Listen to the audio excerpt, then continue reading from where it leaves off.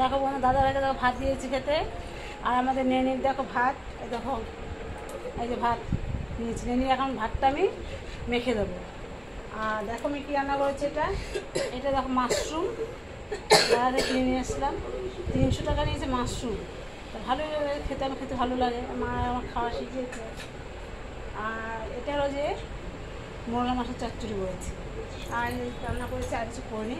দেখতে থাকো, নেনিকে ভাত মেখে দিচ্ছি। নেনিকে নুন দিয়েছি, দাদাকে খেতে দিয়েছি। আর নেনির মুখটা দেখো, এই দেখো নেনি দেখো, পাকুনি বুড়ি।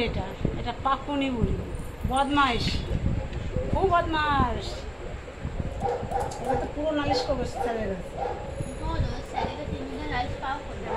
আমি তো করবোই এবার। একটু করে হারমোনিয়ামে বসে না, এক চিলতে বসে না, রিয়াজ করে না, কিছু করে। বাবার নামও করবো, তোর বাবার তবলা নিয়েও বসে না, তুইও করিস। আমি তো করি।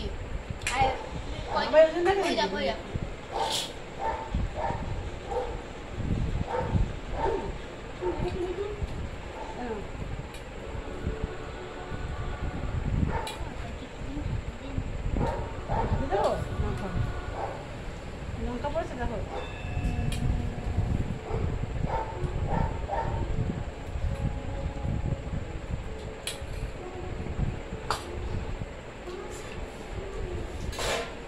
একটা তো আমাদের কি জ্বালায় তা বলার নেই।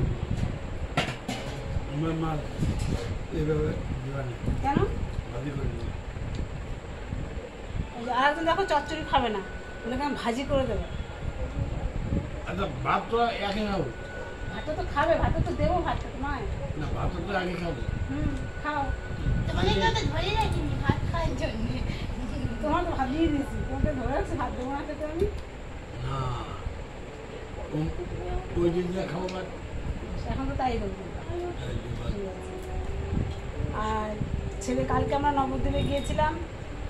আমার ছেলে দীক্ষা নিল, গুরুদেবের বাড়ি গুরু উৎসব হচ্ছে। তা তোমাদের ভিডিওটা ছেড়েছি, ওদের লিখে পাঠাতে পারিনি আমি। এটাই আমার খারাপ লাগে। তাড়াতাড়ি তো যা গরম, এখান থেকে কলকাতা থেকে নবদ্বীপ কতটা দূর, গাড়ি ভাড়া করে গিয়েছিলাম, কিন্তু অনেক কষ্ট হয়েছে। আর ভালো লাগেনি কালকে ওর সাথে ভিডিওটা দিতে পারিনি।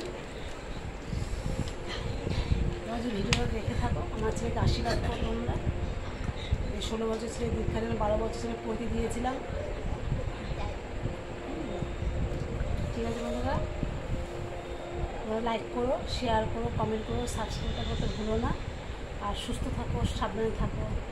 এবং কালকে জামাই ষষ্ঠী তোমরা সবাই এনজয় করে আনন্দ করো। আমার তো আর জামাই নেই যে আমি জামাই ষষ্ঠী করবো। আমার যখন মেয়ে বিয়ে দেবো, সেদিন হয়তো আমার জামাই আসবে।